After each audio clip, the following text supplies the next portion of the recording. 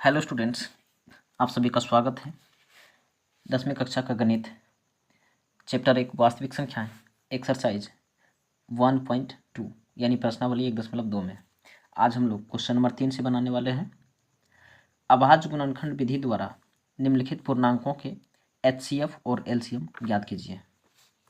पहला सवाल है इसका 12, 15 और 21। चलिए तीनों को लिखते हैं। 12,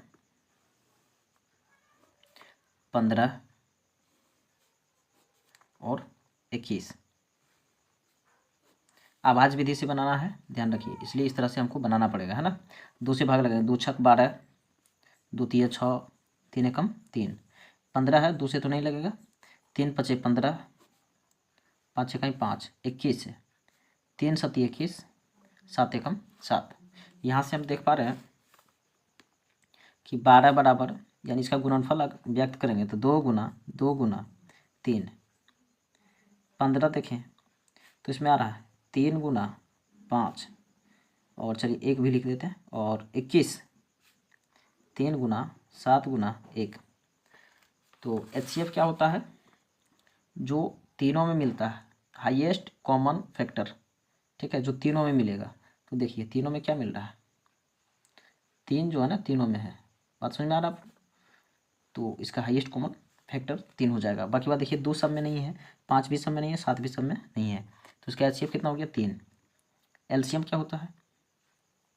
तो पहले जो मिला उसको लिख लेते हैं 3, उसके बाद देखिए 2 नहीं मिला है, ये 2 भी नहीं मिला है, 5 नहीं मिला है, और 7 भी नहीं मिला है।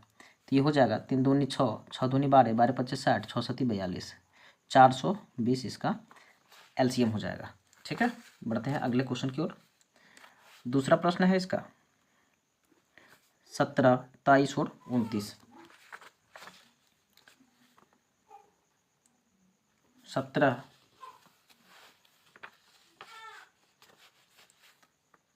होगा, 23 होगा और 29। ठीक है, तो देखिए 17 कौन सा पारा में आएगा? किसी पारा में नहीं, खुद ये अभाज्य संख्या, तो 17 एकम 17। 23 भी किसी पारा में नहीं, क्योंकि ये खुद एक अभाज्य संख्या, 23 एकम 23 और 29 एकम 29।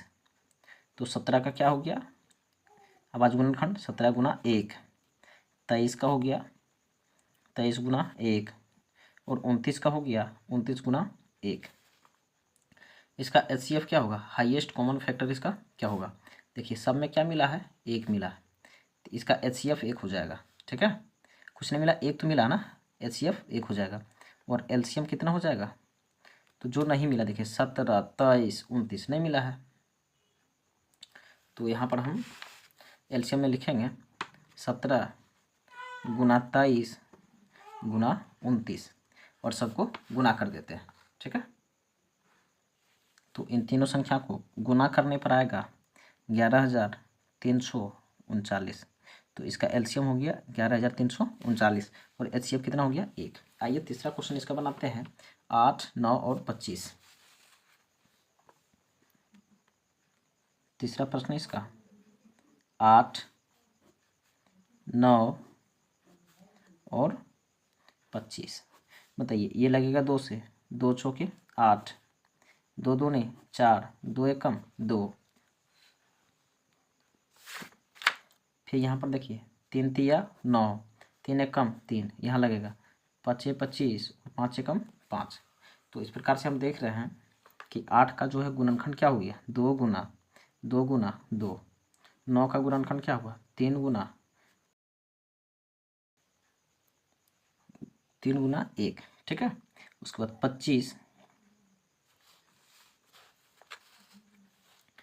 का गुणनखंड 2 गुना, सॉरी, है ना, 5 गुना 1। इसमें भी देखिए 1 है। अब हमें लिखना है इसका HCF। ठीक है, ध्यान दीजिए HCF, तो जो तीनों में मिलता है उसे HCF बोलते हैं। तो तीनों में क्या मिला? 1, तो इसका HCF 1 होगा। इसके बाद LCM क्या होता है?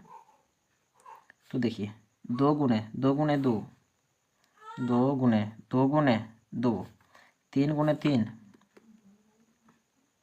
और 5 गुने 5। ठीक है, तो यहाँ पर लिखेंगे हम 5 गुने 5।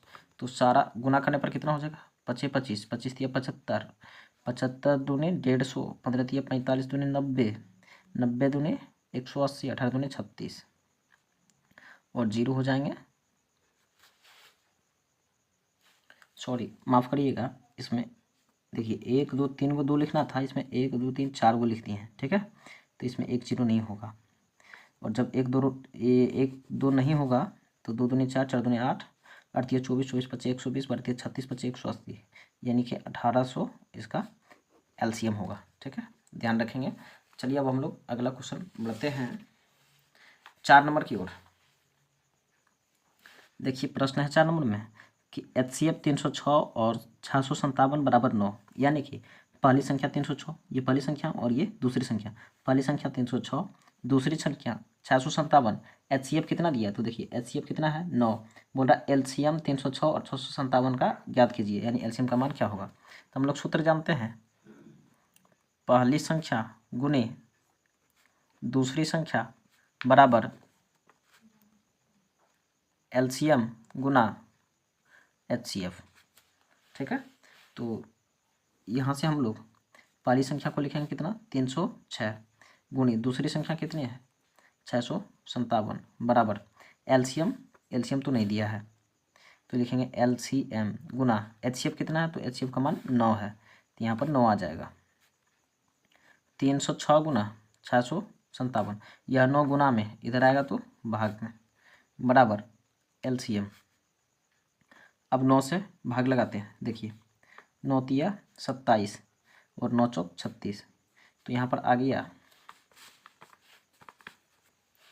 34 गुना 657 बराबर LCM, यानी कि LCM बराबर, इसको गुना कर देते हैं।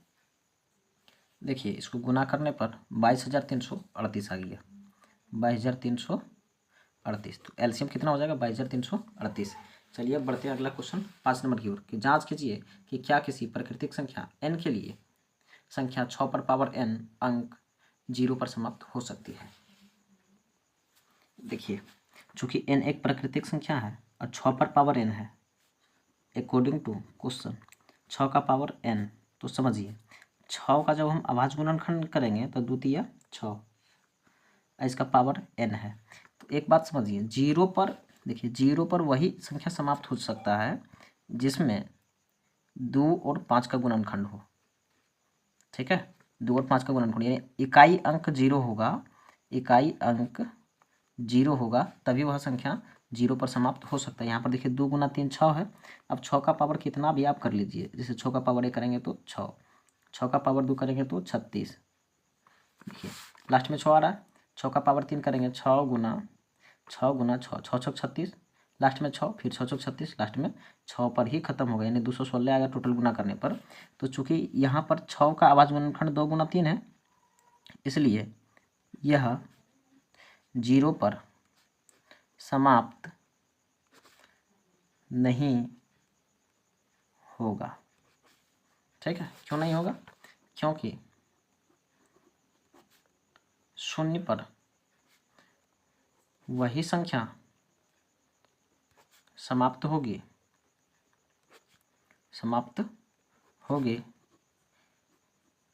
जिसका अभाज्य गुणनखंड में 2 और 5 का गुणनफल हो, ठीक है, 2 और 5 का गुणनफल हो, और चूंकि यहाँ 6 है और 6 में 2 और 3 का गुणनफल है, इसलिए 0 पर समाप्त नहीं होगा। आशा करते हैं आप लोगों को समझ में आया होगा। अब 6 नंबर का क्वेश्चन देखिए कि व्याख्या कीजिए 7 गुना 11 गुना 13 प्लस 13 और 7 गुना 6 गुना 5 गुना 4 गुना 3 गुना 2 गुना 1 प्लस 5 भाज्य संख्याएं क्यों है। आइए बनाते हैं उसको। देखिए इसमें ये सभी संख्याएं अभाज्य संख्या, इसमें भी ये सभी संख्याएं अभाज्य संख्या, परंतु फिर भी भाज्य क्यों है, तो व्याख्या करते हैं इसका। देखिए यहाँ से लेकर के यहाँ तक सारी संख्या गुना में है और ये संख्या प्लस में है, तो इन दोनों के बीच में क्या कॉमन है बताइए, तो 13 कॉमन है, और जब 13 कॉमन कर लेंगे तो 7 गुना 11 और 13 निकल गया तो 13 कम 13 प्लस 13 में 13 आता एक बार में, और यहाँ से यहाँ तक देखिए और फिर ये संख्या देखिए, तो इन दोनों में क्या कॉमन है? 5, तो इसमें हम 5 कॉमन कर सकते हैं।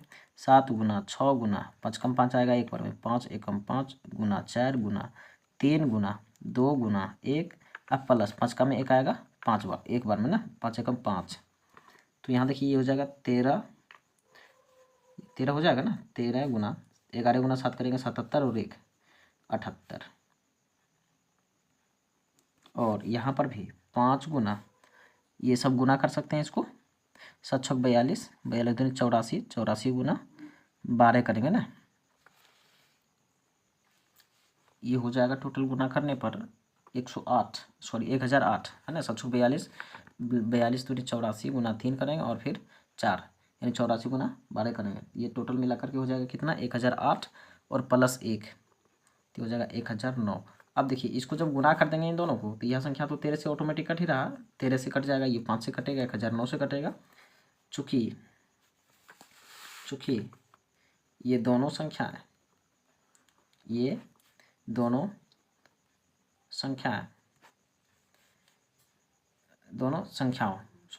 संख्याओं का 2 से अधिक गुणनखंड है, 2 से अधिक गुणनखंड है, इसलिए भाज्य है। इसलिए क्या है? भाज्य है। समझे? अब भाज्य का मतलब क्या होता है? जिसका केवल एक गुणनखंड, इसका देखिए कितना गुणनखंड है टोटल, 13 और 78, ये 13 से कट जाएगा, 13 से भी कटेगा, 78 से भी कटेगा और 1 से भी कटेगा, ये 5 से कटेगा, 1009 से कटेगा, इन दोनों को गुना कर देंगे उससे भी कटेगा, 1 से भी। तो चूंकि इन दोनों संख्याओं का, ये दोनों संख्या या फिर इन दोनों संख्याओं का 2 से अधिक गुणनखंड है, इसलिए ये भाज्य है। चलिए ये प्रूव हो गया, हमें व्याख्या करना था। अब अगला क्वेश्चन 7 नंबर का बनाते हैं। एक ही क्वेश्चन है, किसी खेल के मैदान के चारों ओर एक वृत्ताकार पथ है, इस मैदान का एक चक्कर लगाने में सोनिया को 18 मिनट लगते हैं, जबकि इसी मैदान का एक चक्कर लगाने में रवि को 12 मिनट लगते हैं। मान लीजिए वे दोनों एक ही स्थान से एक ही समय चलना प्रारंभ करें, तो एक ही दिशा में चलते हैं, कितने समय बाद वे पुनः प्रारंभिक स्थान पर मिलेंगे? बहुत ईजी क्वेश्चन है। देखिए एक वृत्ताकार पथ है, ठीक है, ये 7 नंबर का प्रश्न, और इसमें यहाँ से मान लेते हैं सोनिया चलना प्रारंभ करती है, इनको लगता है कितना? देखिए रवि को लगता है, सोनिया को लगता है 18 मिनट और रवि को 12 मिनट, ऐसे सोनिया ना, इसको 18 मिनट, ठीक है, और यहीं से रवि भी चलना स्टार्ट करता है, इसको लगता है 12 मिनट। तो एक ही समय में और एक ही दिशा में मान लेते हैं इधर से चलना प्रारंभ कर दिया, तो देखिए यह एक चक्कर लगाएगा 18 मिनट में, इसको लगेगा 12 मिनट, तो मिलेगा तो नहीं, ये 18 मिनट में एक चक्कर लगा करके देखिए पीछे रह जाएगा, ये 12 मिनट में ही पूरा कर लेगा। तो कब मिलेगा दोनों? तो 12 और 18 का एलसीएम कर देना है, 2 छक 12 दूना 18, 3 दूनी 6 3 तिया 9, तो 2 गुना 3 गुना 2 गुना 3, 2 तिया 6, 6 दूनी 12, 12 तिया 36, यानी 36 मिनट बाद दोनों मिल जाएंगे। कैसे? 18 मिनट में एक चक्कर और फिर 18 मिनट में एक चक्कर, तो 18 18 36 मिनट में इनका 2 चक्कर लगेगा, ये 2 चक्कर, 12 मिनट में एक चक्कर, फिर 12 मिनट में एक चक्कर, 24 मिनट में 2 चक्कर और 12 36 मिनट में इनका 3 चक्कर हो जाएगा। तो ये 2 चक्कर लगेगा और ये 3 चक्कर लगेगा, और 36 मिनट के बाद ये दोनों फिर आपस में मिल जाएंगे। ठीक है, तो अगर इस तरह का बड़ा क्वेश्चन हो, समझे, वृत्ताकार पथ वाला जितना भी क्वेश्चन हो, तो उसका हमें एलसीएम निकालना पड़ता है।